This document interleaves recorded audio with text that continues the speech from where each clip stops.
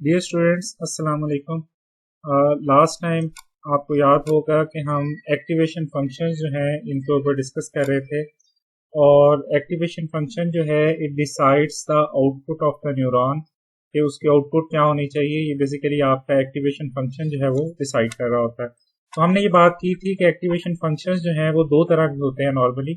एक तो hard limiter होते हैं जो दो ही वैल्यूज प्रोड्यूस करते हैं, 0 और 1 या 1 और -1, लेकिन इनके साथ इशू ये होता है कि दे आर नॉट डिफरेंशिएबल और ये अपनी आउटपुट जो है उसमें काफ़ी रिजिड होते हैं और दो ही वैल्यूज जो हैं ये प्रोड्यूस कर रहे होते हैं, कैटेगोरिकल होते हैं अपनी वैल्यूज जो हैं इनको प्रोड्यूस करने में। तो इस चीज़ को रिजॉल्व करने के लिए हमने यहाँ पे एक बहुत ही फेमस फंक्शन जो है एक्टिवेशन फंक्शन जो है उसको इंट्रोड्यूस करवाया था, जिसको हम लॉजिस्टिक फंक्शन कहते हैं। Sometime it is also referred as sigmoid function. Sigmoid function जो है ये हमेशा 0 और 1 के दरमियान ही कोई वैल्यू जो है वो जनरेट करता है, which can be considered as a probability of being part of one of the class. जैसे लास्ट टाइम हमने बात की थी कि अगर प्रोबेबिलिटी 70% है तो इट मीन्स कि ये क्लास 1 से बिलोंग करता है, और अगर प्रोबेबिलिटी 30% है तो इट मीन्स कि ये क्लास 0 से बिलोंग करता है। तो एक्टिवेशन फंक्शन जो है अगर हमारे पास लॉजिस्टिक हो या सिग्मॉइड हो तो इसमें लर्निंग जो है वो किस तरीके से परफॉर्म होती है इस पर भी हमने थोड़ी डिस्कशन की थी, और हमने एरर सरफेस के कॉन्सेप्ट को जो है वो यहाँ पे देखा था। एरर सरफेस जो है it is based on the idea कि एरर जो है it is a function of network weights, और हम अगर इसको प्लॉट करें तो ये कुछ इस तरीके से प्लॉट होती है एक वेट के अगेंस्ट, और अगर आपके पास मल्टीपल वेट्स है तो इस तरीके से जो है वो इसको हम प्लॉट कर रहे होते हैं। तो हमारा मकसद ये है कि हमने वेट्स को कुछ इस तरीके से शफल करना है कि हम एरर जो है इसको रिड्यूस करें ऑन दिस सरफेस। यहाँ पे मकसद ये होता है कि हम एरर जो है उसको मिनिमाइज करें, रिड्यूस करें। इसके लिए डिफरेंट तरह की टेक्निक्स यूज होती हैं। एक काफ़ी कॉमन टेक्निक है जिसको हम ग्रेडियंट डिसेंट अप्रोच कहते हैं, या जिसको हम हिल क्लाइंबिंग अप्रोच के तौर पे भी कंसिडर कर सकते हैं। ग्रेडियंट डिसेंट अप्रोच जो है ये बेसिकली जो लॉस फंक्शन होता है ये उसका डेरिवेटिव या रेट ऑफ चेंज जो है इसको कैलकुलेट करता है, और फिर उस रेट ऑफ चेंज या ग्रेडियंट के अकॉर्डिंगली जो है ये वेट्स के अंदर चेंज लेके आता है और एरर जो है इसको मिनिमाइज करने की कोशिश करता है। क्योंकि ये ग्रेडियंट जो है it is also referred as the slope और the derivative of a function. तो चूंकि हमने मिनिमाइज करना है एरर को, तो इसलिए हम यहाँ पे इसको अल्फा या लर्निंग रेट जो है इसको नेगेटिव के तौर पे भी कंसिडर कर रहे होते हैं। तो ये कुछ इस तरीके से जो है हम इसको डिफाइन कर सकते हैं। यहाँ पे आपको नजर आ रहा है कि हमने लॉस फंक्शन जो है इसका रेट ऑफ चेंज जो है वो कैलकुलेट करना है with respect to the weights, और हमने इसको रिड्यूस करना है, इसको डिसेंट करना है, मिनिमाइज करना है, ताकि ओवरऑल एरर जो है इस लॉस फंक्शन के अकॉर्डिंग जो है इसको हम रिड्यूस कर सकें। ये जो आपको टर्मिनोलॉजी फंक्शन नजर आ रहा है y-HWX, इसको हम लॉस फंक्शन के तौर पे जो है वो रेफर कर रहे हैं, लॉस के तौर पे जो इसको कंसिडर कर रहे हैं। थोड़ा सा हम इसके ऊपर डिस्कशन कर लेते हैं, थोड़ा पहले भी हम इसके ऊपर बात करके आए हैं ऑलरेडी। लॉस फंक्शन या जिसको हम एरर फंक्शन कहते हैं, ये बेसिकली इसको हम कंसिडर कर सकते हैं, ये इसकी जो सिंपलेस्ट फॉर्म होती है दैट इज y-HW। इसका मतलब ये है कि y आपकी डिजायर्ड आउटपुट है, या ये वो आउटपुट है जो कि आपके डेटा सेट में है और आपकी डिजायर्ड है, और HW यहाँ पे वो आउटपुट है जो कि आपका परसेप्ट्रॉन जो है वो जनरेट कर रहा है। तो एरर जो है वो basically it can be simply defined as y-HW, जिसको simplest form of the error जो है वो हम कंसिडर कर सकते हैं। इसको हम डेल्टा भी रेफर करेंगे। आप देखेंगे कि जब मल्टी लेयर परसेप्ट्रॉन पे हम बात कर रहे होंगे तो इस टर्म को हम डेल्टा के तौर पे भी रेफर कर रहे होंगे। ये जो एरर है ये क्वालिफाइड एरर है, लेकिन जब हम ग्रेडियंट में वर्क कर रहे होते हैं या डिफरेंशिएशन में वर्क कर रहे होते हैं तो इसको ज़रा थोड़ा मैनेज करना उस तरीके से पॉसिबल नहीं होता। तो यहाँ पे हम कंसिडर करते हैं जिसको हम कहते हैं स्केयर्ड एरर। स्केयर्ड एरर के अंदर हम सिंपली ये करते हैं कि y माइनस एच डब्ल्यू जो है इसका स्केयर जो है वो परफॉर्म कर लेते हैं। तो एक तरह से हमारा लॉस फंक्शन या एरर जो है वो हम कुछ इस तरीके से भी इसको रेफर कर सकते हैं। अगर आप कुछ सिचुएशंस देखेंगे तो वहां पे हम इस एरर को या लॉस को 1/2 के साथ मल्टीप्लाई भी कर रहे होते हैं। उसकी रीजन भी ये समझ आ रही होती है कि चूंकि हमने इसका डेरिवेटिव लेना होता है, तो अगर आप इसको 1/2 से मल्टीप्लाई करेंगे तो वो 2 आपका जो है वो इक्वलाइज हो जाएगा और आपका इफेक्ट जो है ये जो फ्रैक्शनल इफेक्ट है ये आपका खत्म हो जाएगा। तो इसलिए ये जो मीन स्केयर्ड एरर है इसको हम 1/2 के साथ भी कुछ सिचुएशंस के अंदर जो है वो हम इसको मल्टीप्लाई कर रहे होते हैं। तो ये आपको सेकंड वेरिएशन नजर आएगी जिसको हम लॉस फंक्शन के तौर पे रेफर कर रहे होते हैं। स्केयर्ड एरर के अंदर हम h माइनस वाई भी कर देते हैं। इसका मतलब ये है कि actual output minus desired output जो है ये भी हम कंसिडर कर लेते हैं। तो ये पॉसिबिलिटी भी सम टाइम जो है वो एरर फंक्शन के तौर पे हमें नजर आ रही होती है। तो ये बेसिकली डिफरेंट वेरिएशंस हैं एरर फंक्शंस की जो कि हमें नजर आ रही होती हैं। इनमें से डिफरेंट जो है वो यूज हो रही होती हैं। ओवरऑल आपकी लर्निंग के ऊपर इन वेरिएशंस का एज सच कोई इफेक्ट नहीं पड़ रहा होता। तो ज्यादा जो कॉमनली यूज होने वाला एरर या लॉस फंक्शन है ये जो 2 है, 2 के तौर पे रेफर हो रहा है, इसको हम लॉस फंक्शन के तौर पे जो है वो यूज कर रहे होते हैं। तो हमने इसका चेंज रेट जो है इसको कैलकुलेट करना होता है, इसका डेरिवेशन लेनी होती है और उसके अकॉर्डिंगली जो ग्रेडियंट आता है उसको लेके हमने एरर जो है उसको रिड्यूस करना होता है।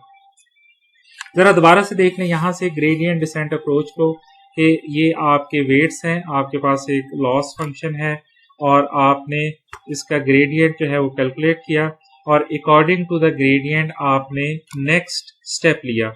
तो जो न्यू वेट्स हैं अगर तो एरर आ रही है आपके आउटपुट के अंदर तो न्यू वेट्स जो हैं उनको आपने किस तरीके से कैलकुलेट करना है। आपने जो रेट है, स्लोप है, उसके अकॉर्डिंगली आपने डिसेंट करना है एरर को या स्टेप साइज जो है इसको आपने डिफाइन करना है। क्योंकि जो आपका ग्रेडियंट होता है इसके अकॉर्डिंगली जो आप स्टेप्स लेते हैं वो वेरी स्मॉल इन साइज होते हैं। तो यहाँ पे आप एक लर्निंग रेट जो है या स्टेप साइज भी जिसको हम समटाइम कह देते हैं वो आप यहाँ पे इंट्रोड्यूस करवा देते हैं और आप इस ग्रेडियंट को इसके साथ मल्टीप्लाई कर देते हैं ताकि आपका वो जो सफ़र है मिनिमाइज करने का एरर को वो ज़रा रैपिडली तय हो जाए और आप जल्दी से मिनिमम एरर जो है इस तक पहुंच जाए। इसके लिए आप यहाँ पे अल्फा के साथ इस सारे को मल्टीप्लाई कर रहे होते हैं। तो चूंकि आपका मकसद ये होता है कि आपने मिनिमाइज करना है, डिसेंट करना है, तो आप ये अल्फा की वैल्यू जो है इसको नेगेटिव रखते हैं ताकि आप नीचे की तरफ एरर जो है इसको रिड्यूस करें या एरर जो है आप इसको मिनिमाइज करें। अल्फा की वैल्यू आप काफ़ी केयरफुली डिसाइड करते हैं। उसकी रीज़न ये होती है कि अगर आप लार्ज अल्फा वैल्यूज़ ले लें तो पॉसिबिलिटी है कि आप जंप कर जाएं और मिनिमम जो है इसके ऊपर से गुजर जाएं या जंप कर जाएं और आपका वो मकसद जो है वो अचीव ना हो सके। तो नॉर्मली हम स्मॉल साइज लर्निंग रेट या अल्फा वैल्यूज़ के साथ जो है वो अपना जो ट्रेनिंग प्रोसेस है इसको परफॉर्म कर रहे होते हैं। ओके जी, तो ये एक सिंपल सी डिस्कशन थी जिसको हम ग्रेडियंट डिसेंट अप्रोच के तौर पे रेफर कर रहे होते हैं। यहाँ पे ज़रा इसकी मैथमेटिकल डेरिवेशन भी ज़रा देख लें। क्या आपने लॉस जो है इसका ग्रेडियंट कैलकुलेट करना है, डेरिवेशन कैलकुलेट करनी है। ये बेसिकली एक पार्शियल डिफ्रेंशिएशन होगी। यहाँ पे आपने इसको कैलकुलेट करना है। तो फर्स्ट हैंड आपकी जो डेरिवेशन है वो सिंपली 2 जो है वो यहाँ पे आ जाएगा और आपकी जो डेरिवेशन जो है वो यहाँ पे परफॉर्म होगी। अगेन आप देख रहे हैं कि अगर आपने इसको 1/2 रखा होता तो ये 2 जो है आपका स्ट्रेट वे जो है वो क्रॉस हो जाता। उसके बाद आपने इस जो एक्सप्रेशन है इसको भी आपने इसका भी डेरिवेशन अलहदा से परफॉर्म करनी है with respect to the weights. तो आप इसकी डेरिवेशन जो है परफॉर्म करें। यहाँ पे अब आपका एक्टिवेशन फंक्शन है सिग्मॉइड जो आप यूज़ कर रहे हैं, आपको उसको भी इंटीग्रेट करना पड़ेगा, उसकी भी आपको डेरिवेशन जो है वो परफॉर्म करनी पड़ेगी। तो इस एक्सप्रेशन को जब आप फर्दर परफॉर्म करेंगे अपना जो आपका सिग्मॉइड फंक्शन है उसकी डिफरेंशिएशन को जब आप पुट करेंगे इनसाइड दिस, तो आपका ओवरऑल जो एक्सप्रेशन है वो कुछ इस तरीके से कैलकुलेट हो जाएगा। तो ये आपको डिफाइन कर रहा है कि आपका जो वेट चेंज है वो आप किस तरीके से परफॉर्म करेंगे, या आप अगर एरर आ रही है तो वेट्स जो है उनको किस तरीके से अपडेट करेंगे। ओके जी, हम आगे ज़रा मूव करते हैं और थोड़ा सा ज़रा इसको हम प्रैक्टिकली पाइथन के अंदर देखते हैं कि इसके लिए क्या डिफरेंट लाइब्रेरीज जो हैं वो अवेलेबल हैं परसेप्ट्रॉन को परफॉर्म करने के लिए। आप इफ़ यू कुड रिकॉल तो हमने परसेप्ट्रॉन को दो एक्टिवेशन फंक्शंस के साथ किया है, एक सिग्मॉइड के साथ किया है और दूसरा हार्ड लिमिटर के साथ किया है। अभी जो आपको परसेप्ट्रॉन एग्जांपल नजर आएगी it is performed with the sigmoid function. तो इसके लिए हम वही डेटा सेट यूज़ कर रहे हैं जो हमने हार्ड लिमिटर के साथ भी यूज़ किया था। थोड़ा हमने इसको मॉडिफाई कर दिया है कि जो -1 क्लास थी अब हमने उसको 0 जो है वो रेफर कर दिया। तो हमारी क्लास जो है आउटपुट के अंदर वो 1 और 0 है, ना कि 1 और -1। उसकी रीज़न भी आपको समझ आती है क्योंकि हमारा एक्टिवेशन फंक्शन जो है वो सिग्मॉइड है यहाँ पे, तो उसको अकोमोडेट करने के लिए हमने क्लासेस जो है इनको 1 और 0 की फॉर्म में जो है वो लेबल किया हुआ। इसके बाद हम इसको कोड कर रहे हैं। हमने क्लास परसेप्ट्रॉन जो है sklearn के अंदर ये अवेलेबल है, इसको हमने इंपोर्ट कर लिया है, लीनियर मॉडल्स के अंदर ये अवेलेबल है। और उसके बाद हम फीचर जो है इनको प्रिपेयर कर रहे हैं। ये numpy array के साथ आप देख रहे हैं x में हम फीचर्स जो है इनको वेक्टर्स जो है इनको सेव कर रहे हैं 1 by 1। ये 1 वेक्टर है 9.4 एंड 6.4। ये सारे एग्जांपल जो हैं इनके फीचर्स जो है वो 1 by 1 हम यहाँ पे सेव कर रहे हैं इस x नाम के अरे के अंदर। उसके बाद y की वैल्यू भी हमने सेव कर दी, वो जो थर्ड कॉलम है उसमें जो क्लासिफिकेशन वैल्यूज हैं वो भी हमने यहाँ पे सेव कर दी हैं। उसके बाद हमने परसेप्ट्रॉन के कंस्ट्रक्टर को कॉल करके एक परसेप्ट्रॉन जो है इसको क्रिएट कर लिया है और उसको 10 अपाउचेस जो है ये इसके लिए अप्रोप्रिएट टर्म है, इनके लिए इसको हमने परफॉर्म किया है। They are not the iterations. ये बेसिकली जब आप एक दफ़ा पूरे ट्रेनिंग डेटे के ऊपर रेट एडजस्टमेंट करते हैं तो ये 1 अपाउच या 1 आइटेशन जो है वो कंसिडर होती है। तो हम 10 आइटेशन परफॉर्म करेंगे सारे ट्रेनिंग डेटे के ऊपर और लेट्स सी कि ये कन्वर्ज करता है या नहीं, या अडेप्ट करता है या नहीं according to this training data. Okay जी, उसके बाद p.fit ये पहले भी आप यूज़ करते आ रहे हैं। इसके फर्स्ट आर्गूमेंट में हमने फीचर्स पास कर दी हैं और सेकंड आर्गूमेंट के अंदर हमने क्लास जो है इसको पास कर दिया है। इसको हमने कॉल किया और मॉडल जो है परसेप्ट्रॉन मॉडल जो है इसको ट्रेन कर दिया। और उसके बाद हमने प्रेडिक्ट के फंक्शन को कॉल किया है और इसको पहली 5 फीचर्स जो है ये पास की हैं ताकि इसकी क्लास जो है वो प्रेडिक्ट करे। तो फर्स्ट 5 फीचर्स जो है वो हम यहाँ पे इसको पास कर रहे हैं जस्ट टू एक्सपेरिमेंट कि क्या ये सही प्रेडिक्ट कर रहा है या नहीं कर रहा। तो इसको ओनली x की फर्स्ट 5 रोज जो है वो आप देख रहे हैं यहाँ पे हम इसको पास कर रहे हैं। आउटपुट भी इसको साथ कर रहे हैं, प्रिंट कर रहे हैं। उसके बाद हमने सारे के ऊपर इसके स्कोर को देखा है। p.score का फंक्शन हमारे पास यहाँ पे अवेलेबल होता है। इसमें हमने इसको फीचर्स और क्लास दोनों जो है वो पास कर दी हैं और इसका जो रिजल्ट आया है क्योंकि ये 0 से 1 के दरमियान आता है तो उसको 100 से मल्टीप्लाई करके इसको परसेंटेज के अंदर भी हमने कन्वर्ट कर दिया। तो क्विकली ज़रा इसके आउटपुट देख लें। इसकी परफॉर्मेंस 100% है ऑन दिस डेटा। इसकी परफॉर्मेंस जो है वो 100% है और आप देख रहे हैं कि इसने फर्स्ट 5 जो एग्जाम्पल्स थे उनको करेक्टली क्लासीफाई किया। एक और एग्जाम्पल देखते हैं। ये एक्सक्लूसिव आर आपको नजर आ रहा है। एक्सक्लूसिव आर में आप देख के आए हैं थ्योरेटिकली ये परसेप्ट्रॉन जो है इसके लिए ट्रेन नहीं होते क्योंकि इसका डेटा जो है वो लीनियर सेपरेबल नहीं होता। तो हम इसको ज़रा ट्राई करके देखते हैं अगेन परसेप्ट्रॉन के साथ। आप देख रहे हैं कि एक्स के अंदर हमने जो फीचर्स हैं वो सेव कर दिए, वो टिपिकल फीचर्स जो बूलियन अलजेब्रा के अंदर हम देख रहे होते हैं 0 0 0 1 1 0 एंड 1 1। इसको हमने एक्स में सेव कर दिया है और इसकी आउटपुट जो है एक्सक्लूसिव आर की इसको हमने वाई के अंदर सेव कर दिया। अब एक परसेप्ट्रॉन लिया है और आप जरा गौर करिएगा इसको 10,000 टाइम हमने आइटरेट किया है ताकि मैक्सिमम आइटरेशंस इसको दे सकें शायद इसकी कन्वर्जेंस जो है वो हो जाए। और इसके बाद हमने फिट के फंक्शन को कॉल करके एक्स एंड वाई जो है इसको पास कर दिए। उसके बाद हम इसकी एग्जांपल्स जो हैं उनको पास कर रहे हैं प्रेडिक्शन के लिए, और फिर वही स्कोर का फंक्शन कॉल करके हम इसका परसेंटेज स्कोर जो है इसको कैलकुलेट कर रहे हैं। अब जरा इसको आउटपुट पे देखिएगा, इवन दो कि हमने इसको 10,000 टाइम आइटरेट किया है, वेट्स को अपडेट किया है, लेकिन अभी भी आप इसकी performance only for the 4 examples आप देख सकते हैं 50% है। और इसने वो जो ट्रेनिंग डेटा की एग्जांपल्स थी उनमें सिर्फ 2 को ही करेक्टली प्रेडिक्ट किया है, और 2 जो है इसको ये करेक्टली प्रेडिक्ट नहीं कर पाया। तो रीजन आप पहले ही देख आए हैं, क्योंकि ये डेटा लीनियर सेपरेबल नहीं है, इसलिए आपको यहाँ पे इसकी परफॉर्मेंस जो है वो उतनी नजर नहीं आ रही जितनी आपको प्रीवियस स्लाइड के डेटे के अंदर जो है वो नजर आई थी। तो ये काफी पुअर परफॉर्मेंस है 50% जो है, और उसकी रीजन यही है कि ये एक्सक्लूसिव आर हम देख के आए हैं कि ये लीनियर सेपरेबल नहीं है। ओके जी, ग्रेडियंट डिसेंट अप्रोच को जरा क्विकली देख लें कि इसका एक वीक पॉइंट होता है, और वीक पॉइंट ये है कि ये लोकल मिनिमा या लोकल मैक्सिमा में फंस सकता है। कोई ऐसा सरफेस के ऊपर एरिया जो कि लोकल मिनिमम है, और ये उसी को कंसिडर करता है कि ये शायद ग्लोबल मिनिमम है, और वहीं पे अपनी एक्टिविटी स्टॉप कर देता है। इसको डील करने के काफ़ी डिफरेंट तरीके हैं। एक तरीका जो आपको यहाँ पे नज़र आ रहा है कि आप अल्फ़ा वैल्यू जो है इसको यहाँ पे सी के तौर पे रेफर किया हुआ है, अल्फ़ा वैल्यू जो है इसको आप थोड़ा सा इंक्रीज कर दें ताकि वो जो है वो लोकल मिनिमा जो है उसको क्रॉस कर सके।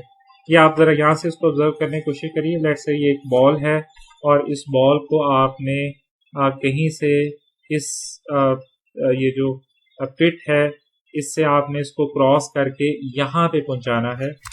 तो क्या पॉसिबल तरीका होता है कि आप इसको किस तरीके से यहाँ पे पहुंचा सकते हैं? तो एक इसका पॉसिबल तरीका ये है कि आप इसकी वेलोसिटी इंक्रीज कर दें ताकि ये जो एरिया है ये इसको इजीली जो है वो क्रॉस कर सके।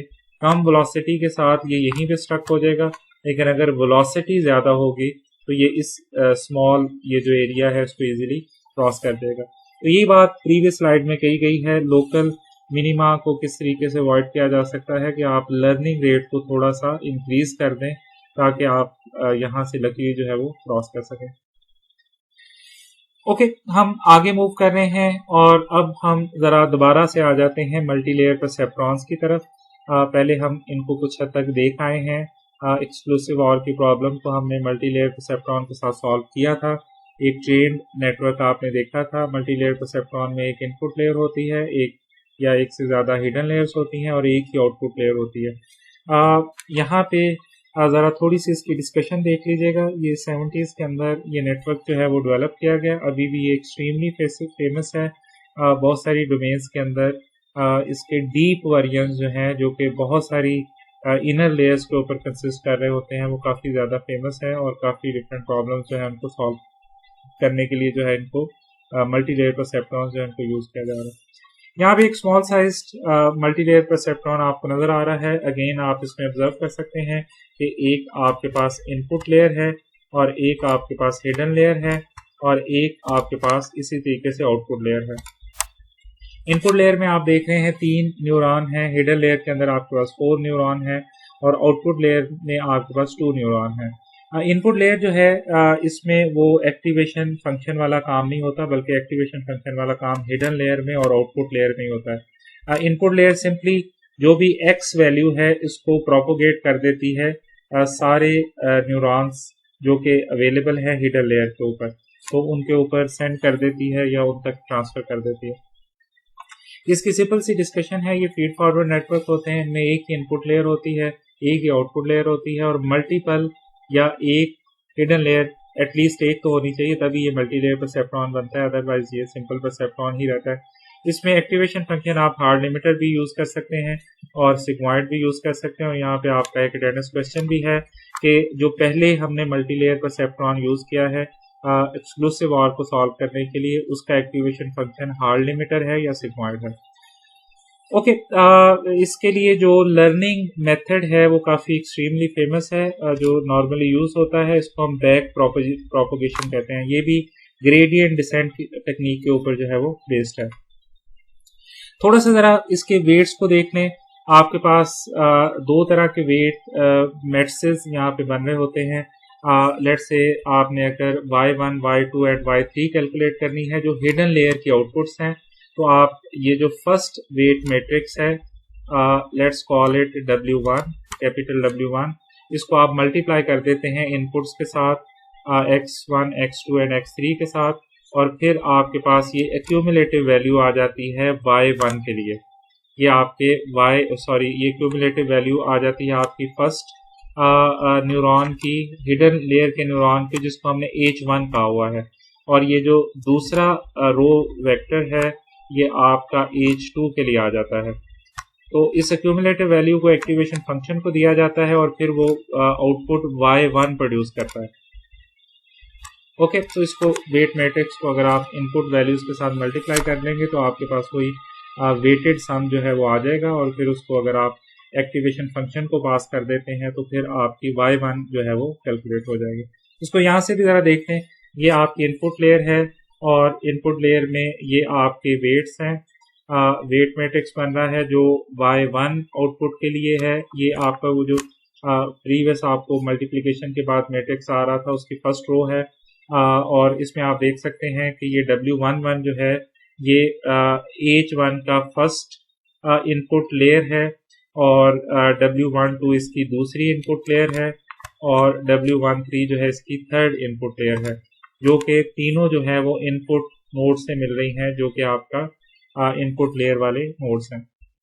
और इसी तरीके से आप के जो H1, H2 एंड H3 है, ये आउटपुट जो न्यूरॉन है, आपको याद होगा कि आपके पास दो आउटपुट न्यूरॉन हैं, तो इनको इनपुट्स प्रोवाइड करेंगे। तो चूंकि ये चार हैं तो हर एक जो है वो एक इनपुट लाइन जो है वो प्रोवाइड करेगा हर एक आउटपुट लेयर वाले न्यूरॉन को। तो हर इनपुट लाइन जो है उसमें एक तो इनपुट वैल्यू होगी, इस सिचुएशन में वो y1 होगी, और दूसरा इसके वेट्स होंगे और वो एक्यूमुलेट होंगे यहाँ पे, और उनके लिए भी हमारे पास एक मैट्रिक्स बन जाता है इसी तरीके से आउटपुट के लिए। और ये मैट्रिक्स आप यहाँ पे देख रहे हैं, this is the weight 2 matrix. तो एक आपके पास वेट 1 मैट्रिक्स बन रहा था, तो ये आपके पास वेट 2 मैट्रिक्स है, जो कि हिडन लेयर के वेट्स जो हैं इस मैट्रिक्स के अंदर सेव है। और अगर आप इसको ये y1, y2, y3 and y4 से मल्टीप्लाई करेंगे तो आपके पास ये जो आउटपुट लेयर का फर्स्ट न्यूरॉन है इसकी एक्यूमुलेटेड वैल्यू आ जाएगी, लेट्स कॉल इट O1, और ये आउटपुट लेयर के दूसरे न्यूरॉन की एक्यूमुलेटिव वैल्यू आ जाएगी, लेट्स कॉल इट O2। और इस एक्यूमुलेटिव वैल्यू को जब आप एक्टिवेशन फंक्शन को देंगे तो वो आउटपुट डिसाइड करेगा। आउटपुट आप यहाँ पे देख रहे हैं, Z1 है फर्स्ट न्यूरॉन की आउटपुट लेयर पे, और Z2 है दूसरे न्यूरॉन की आउटपुट लेयर पे। तो इस तरीके से आपकी आउटपुट जो है वो कैलकुलेट होगी, और फिर हम इस आउटपुट को कंपेयर करेंगे अपने ट्रेनिंग डेटे के साथ, और फिर एरर जो है उसको कैलकुलेट करेंगे। एरर्स वगैरह को कैलकुलेट करने के लिए क्या मैकेनिज्म हमारे पास होना चाहिए?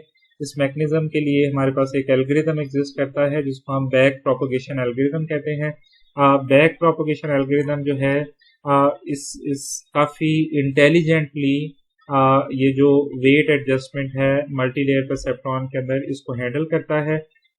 ये थोड़ा सा कॉम्प्लिकेटेड होता है मल्टी लेयर परसेप्ट्रॉन के अंदर वेट एडजस्टमेंट को, क्योंकि आउटपुट लेयर के ऊपर जो आउटपुट आ रही है उसको तो हम अपने डेटा सेट से कंपेयर करके ये एनालाइज कर सकते हैं कि एरर कितनी है।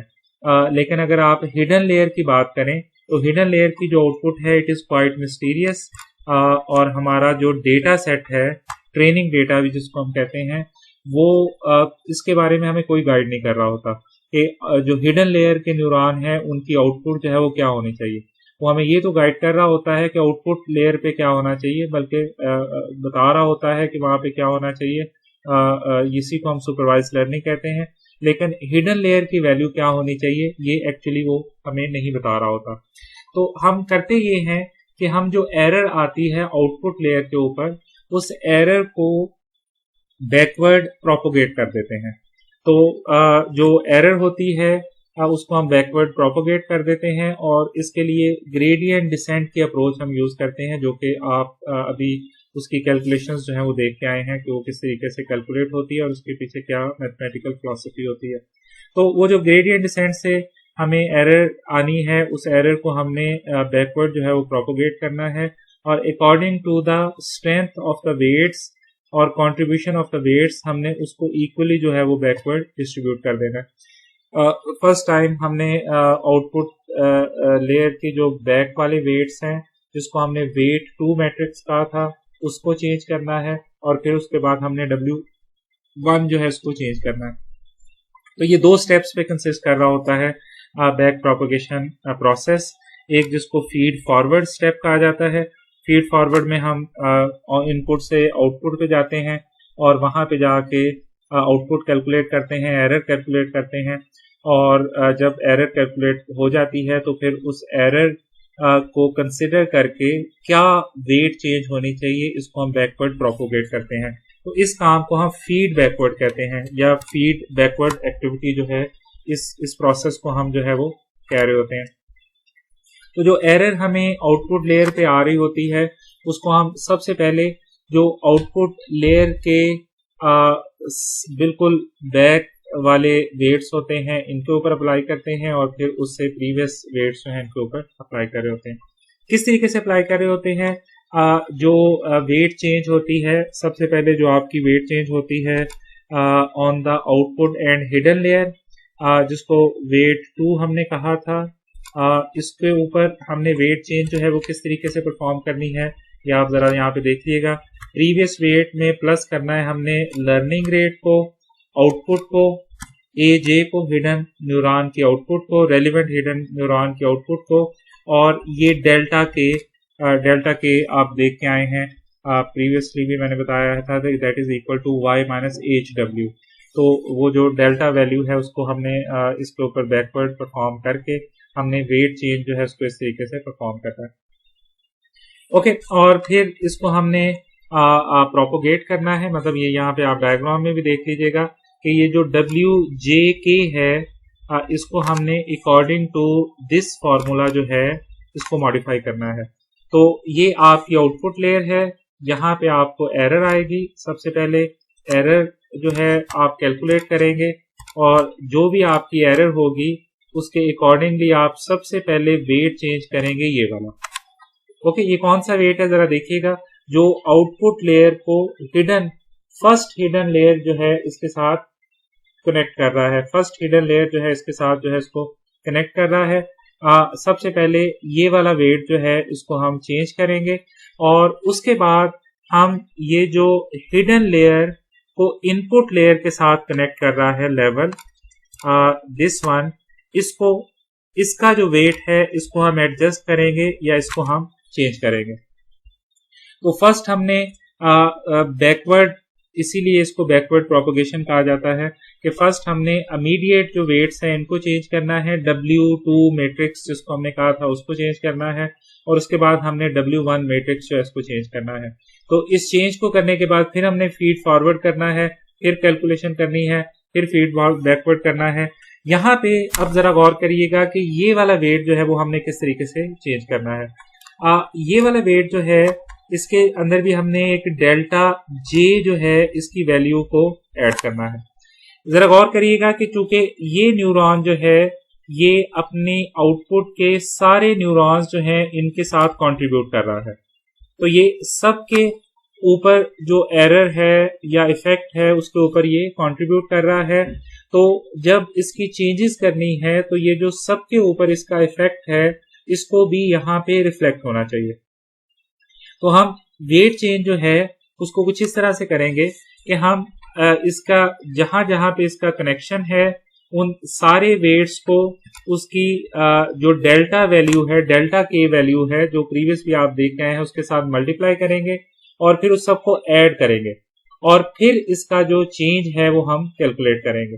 तो ये जो इमीडिएट लेयर है इनपुट और हिडन लेयर वाली, इसकी वेट चेंज जो है इसमें हम जो जहां जहां पे इसका कनेक्शन है आउटपुट लेयर में उन सब के वेट्स को लेके उसको डेल्टा वैल्यू के साथ मल्टीप्लाई करके फिर हम इसकी चेंज जो है इसको कैलकुलेट करेंगे। तो जो चेंज है आउटपुट और हिडन लेयर वाली वो तो आसान है, इमीडिएट है, और लेकिन जो हिडन लेयर की इनपुट लेयर के साथ या हिडन लेयर की हिडन लेयर के साथ कनेक्टिविटी है उसके लिए जो डेल्टा वैल्यू है वो उसके लिए ये वाला फॉर्मूला जो है वो हम यूज करेंगे कि जितने भी वहां पे नोड की कनेक्टिविटी है सबके साथ हम मल्टीप्लाई करके डेल्टा वैल्यू को फिर उसको क्यूमुलेट करके फिर उसको आउटपुट के साथ मल्टीप्लाई करेंगे और फिर उसको हम अल्फा जो है इसके साथ मल्टीप्लाई करेंगे। ओके जी, यहाँ से हम थोड़ा आगे मूव कर रहे हैं और ये प्रोसेस जो अभी हमने बात की है वो यहाँ पे आपको लिखा भी नजर आ रहा है। बैक प्रोपोगेशन एल्गोरिथम में जरा थोड़ा इसको दोबारा से समराइज कर देता हूँ। इसमें हम करते ये हैं कि एक फीड फॉरवर्ड एक्टिविटी परफॉर्म करते हैं और एरर कैलकुलेट करते हैं और फिर एरर को बैकवर्ड डिस्ट्रीब्यूट करते हैं, मतलब डिस्ट्रीब्यूट तो नहीं ऐसा करते बल्कि उसकी वजह से, उस एरर के आने की वजह से जो वेट चेंज रिक्वायर्ड है उसको बैकवर्ड परफॉर्म करते हैं। सबसे पहली लेयर में करते हैं और फिर उससे प्रीवियस लेयर्स में करते हैं और फिर इस प्रोसेस को हम रिपीट करते रहते हैं बार बार आइट्रेशंस के अंदर जब तक हमारी एरर जो है वो कम से कम नहीं हो जाती। और एरर कम करने के लिए हम वेट एडजस्टमेंट कर रहे होते हैं। याद रखें, न्यूरल नेटवर्क के अंदर जो लर्निंग होती है वो वेट एडजस्टमेंट होती है और वो वेट्स जहाँ पे आपका जो प्रेडिक्शन रेट है वो बेहतर हो जाता है, आप उन वेट्स तक पहुंचने की कोशिश जो है वो कर रहे होते हैं। ये थोड़ा सा कॉम्प्लिकेटेड प्रोसेस है, लेकिन यहाँ पे एक एग्जांपल के साथ जो है वो मैं इसको एक्सप्लेन करने जा रहा हूँ इस सारे प्रोसेस को एक सिंपल सी एग्जांपल के साथ। This example is taken from web और नीचे आपको उस वेबसाइट का एड्रेस भी नजर आ रहा है जहाँ से इसको लिया गया है। अगर आप उस वेबसाइट को विजिट करेंगे तो वहाँ पे ये ज्यादा डिटेल जो है इसके अंदर ये अवेलेबल है। इसकी सारी डिस्कशन जो है काफी इजी वे में अवेलेबल है और काफी डिटेल के साथ अवेलेबल है और कुछ एनिमेशंस भी अवेलेबल हैं। जो एग्जांपल इसने ली है उसकी जावा स्क्रिप्ट के अंदर बनी हुई कुछ एनिमेशंस भी अवेलेबल हैं, फीड फॉरवर्ड की और फीड बैकवर्ड की। दोनों प्रोसेस की जो एग्जांपल्स एनिमेशन जो है वो भी आपको इस वेबसाइट के अंदर नजर आ जाएगी। इसमें जरा आप ऑब्जर्व करिएगा, छोटा सा हमने नेटवर्क बनाया है, इसके अंदर 2 इनपुट नोड्स हैं और 2 ही हिडन लेयर नोड्स हैं और आउटपुट लेयर के ऊपर आपके पास सिर्फ एक आउटपुट नोड जो है वो अवेलेबल है। थोड़ा सा हमने सिंप्लीफाई करने के लिए इस प्रोसेस को जो है वो हमने स्मॉल सा एक मल्टी लेयर नेटवर्क बनाया हुआ है और इसके वेट्स भी आप देख सकते हैं। ये आपका वो वेट मैट्रिक्स W1 है।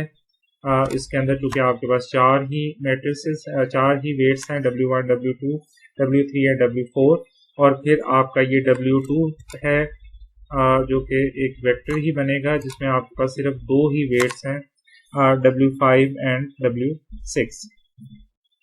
ओके जी, तो ये आपके पास 2 वेट मैट्रिसेस हैं, एक W1 है और एक W2 है। W1 जो है ये इनपुट और हिडन लेयर के दरमियान जो कनेक्शंस हैं उनके वेट्स हैं और W2 जो है ये हिडन लेयर और आउटपुट लेयर के दरमियान जो कनेक्शंस हैं ये उनके वेट्स हैं। अब इस प्रोसेस को जरा हम चलाते हैं और इसको चलाने के लिए अब कुछ एग्जांपल वेट्स ले लेते हैं। ये रैंडम वेट्स होते हैं। पहली दफा जब इसके प्रोसेस को हम स्टार्ट करते हैं, आप प्रीवियसली भी देख के आए हैं कि हम रैंडम वेट्स के साथ जो है इसको स्टार्ट करते हैं। तो ये कुछ रैंडम वेट्स हमने ले लिए हैं 0.11, 0.21, 0.12, 0.08, 0.14 एंड 0.15। ये वेट्स भी काफी इंटेलिजेंटली लिए गए हैं। नॉर्मली जब आप ये वेट्स लेते हैं जो कि 0 और 1 के दरमियान हो तो सिग्मॉइड फंक्शन की वैल्यू वही रहती है जो वैल्यू जो है वो आप उसको इनपुट के तौर पे प्रोवाइड कर रहे होते हैं या उसमें बड़ी माइनर चेंज आती है, सच को ज्यादा उसमें चेंज नहीं आती। तो ये वेट्स के साथ हमने इसको एडजस्ट कर दिया है। अब हमने कुछ इनपुट्स लेनी है और उसके साथ जो है वो हमने इसको चलाना है ताकि इसकी आउटपुट जो है वो हम कैलकुलेट कर सकें। तो ये कुछ ट्रेनिंग डेटे की आपको यहाँ पे एक ग्लिम्स सा नजर आ रहा है। आप अगर इनपुट इसको देते हैं, i की वैल्यू 2 देते हैं और i2 की वैल्यू 3 देते हैं इनपुट के तौर पे, तो एक्चुअल इसकी आउटपुट आपके ट्रेनिंग डेटे के अकॉर्डिंगली वो 1 होनी चाहिए। ट्रेनिंग डेटे के अकॉर्डिंगली इसकी आउटपुट जो है वो 1 होनी चाहिए। अब हम इसको एग्जीक्यूट करते हैं इसके ऊपर, लेट्स सी कि क्या आउटपुट आती है। जब इसके ऊपर हम इसको एग्जीक्यूट करेंगे तो इसकी आउटपुट जो है वो 0.191 आएगी। ओके और ट्रेनिंग करते वक्त हम इसकी एक्चुअल आउटपुट जो है उसी को कंसिडर करेंगे। ये वही तरीका है जो आप देखते आ रहे हैं, सिग्मॉइड फंक्शन के साथ, एक्टिवेशन फंक्शन के साथ वेटेड सम लेके ये आउटपुट जो है इसको हमने कैलकुलेट किया है। आप देख रहे हैं कि आपकी जो एक्चुअल आउटपुट है वो 1 है, लेकिन आपका नेटवर्क जो आपको आउटपुट दे रहा है दैट इज 0.191, तो ये आपको करेक्ट आउटपुट नहीं दे रहा।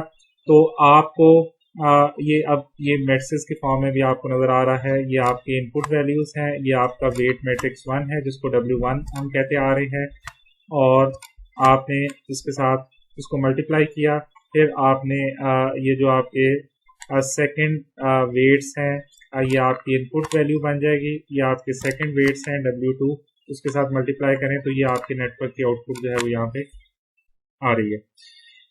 ओके अब आपने एरर कैलकुलेट करनी है, तो ये एरर आपने स्क्वेयर्ड एरर ली है प्रेडिक्शन माइनस एक्चुअल के साथ। प्रेडिक्शन लेफ्ट साइड पे है, गौर करिएगा, जो हम प्रीवियस कैलकुलेशंस के अंदर देख के आए हैं वो एक्चुअल माइनस प्रेडिक्शन है, तो ये थोड़ी सी वेरिएशन है, इसको जरा ज़हन में रखिएगा इस एग्जांपल के अंदर। एनी हो हमने इसके अंदर ये एरर वैल्यूज जो है वो पुट किया, तो हमारे पास ये आप देखिएगा 0.19 जो है ये प्रेडिक्टेड वैल्यू है न्यूरॉन की नेटवर्क की, और 1.0 जो है ये हमारी एक्चुअल वैल्यू है। तो इससे हमें जो रिजल्ट आया है दैट इज 0.327 जो है वो हमें एरर हम इसको कह सकते हैं कि यहाँ पे आ गई है। तो ये जो अभी आपने सारा प्रोसेस किया है इसको हमने फीड फॉरवर्ड कहा था, तो फीड फॉरवर्ड करके आपने एरर कैलकुलेट कर ली। अब आपने इस एरर को बैकवर्ड प्रोपोगेट करके वेट एडजस्टमेंट जो है उसको करना है। तो सबसे पहले हम वेट एडजस्टमेंट करेंगे। लेट्स से हमने यहाँ पे जो दो वेट्स हैं W6 और W5, हम इनको सबसे पहले चेंज करेंगे, एडजस्ट करेंगे। तो ये आपका फॉर्मूला होगा, W6 को आपने कैसे चेंज करना है, न्यू W6 जो है ये W6 में से माइनस करना है ए यहाँ पे अल्फा को रेफर कर रहा है, जो आप अपनी एग्जांपल्स के अंदर अल्फा जिसको कह के आए हैं, और ये आपने एरर का डेरिवेशन लेनी है with respect to the weights.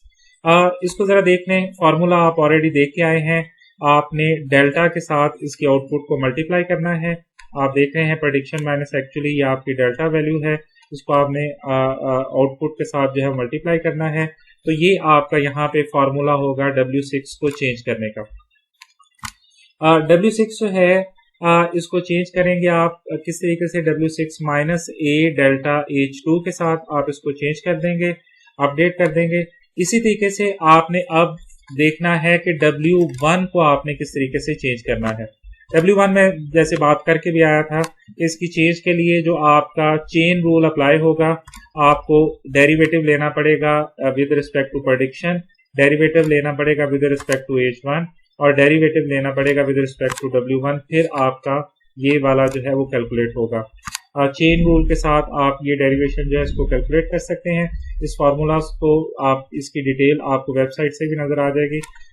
यहाँ पे अगर आप इसको कैलकुलेट करेंगे तो आपका जो चेंज का फार्मूला है यहाँ पे that will be delta W5I1। तो इसका मतलब ये है कि इसके वेट चेंज जो है इसको चेंज करने के लिए हम W5 जो है वो भी यहाँ पे कंट्रीब्यूट होगा। तो चूंकि अभी यहाँ पे एक ही नोड है आउटपुट लेयर के ऊपर, तो अगर एक से ज्यादा नोड्स होते आउटपुट लेयर के ऊपर तो आपको उसका भी इफेक्ट जो है वो यहाँ पे मल्टीप्लाई करना पड़ता, तो दोनों जो है वो यहाँ पे प्लस हो जाते, जैसे आपने सम वाला फार्मूला देखा भी है। तो फिर ये W1 जो है इसका इफेक्ट आप कैलकुलेट करते हैं। तो ये वो फार्मूलाज हैं जिनके साथ आप वेट चेंज करेंगे। फर्स्ट लेयर के वेट्स इस तरीके से चेंज होंगे, और फिर जो बिल्कुल इमीडिएट लेयर है उसके वेट्स जो है वो इस तरीके से चेंज होंगे। और यहाँ पे आप देख रहे हैं कि इनके वेट्स के ऊपर जो W6 वेट्स हैं या जो आपके दूसरे वेट्स जो हैं वो भी इसकी वेट चेंज जो है इसके ऊपर इफेक्ट कर रहे हैं, मतलब आपकी अगली लेयर के वेट्स भी इसके ऊपर इफेक्ट कर रहे हैं। क्योंकि ये उसके ऊपर इफेक्ट कर रहा है तो इसकी वेट चेंज जो है आप इसको भी यहाँ पे कंट्रीब्यूट करेंगे। तो इस सारे को कंसिडर करके आप ये मैट्रिसेस जो है इसकी फॉर्म में भी इसको ला सकते हैं वेट्स को, और अगर आप इसको कैलकुलेट करें तो first immediate layer W5 and W6 जो है वो आपके इस तरीके से कैलकुलेट हो जाएंगे, और जो दूसरा वेट मैट्रिक्स है ये आपका इस तरीके से कैलकुलेट हो जाएगा। तो ये क्विक सी डिस्कशन है बैक प्रोपोगेशन एल्गोरिथम की। ये आप नए वेट्स के साथ आपका नेटवर्क कुछ इस तरीके से एडजस्ट हो जाएगा, फिर आपने दोबारा इसमें फॉरवर्ड पास या फीड फॉरवर्ड करना है और उस वक्त तक आपने इसको करते रहना है जब तक आपका नेटवर्क जो है वो कन्वर्ज ना कर जाए। ओके जी, इसको जरा रीड आउट करिएगा स्पेशली फ्रॉम द वेबसाइट। अगर कोई पॉइंट समझ नहीं आया तो आप क्वेश्चंस के फॉर्म में कर सकते हैं। Thank you very much, that's all, Allah Hafiz.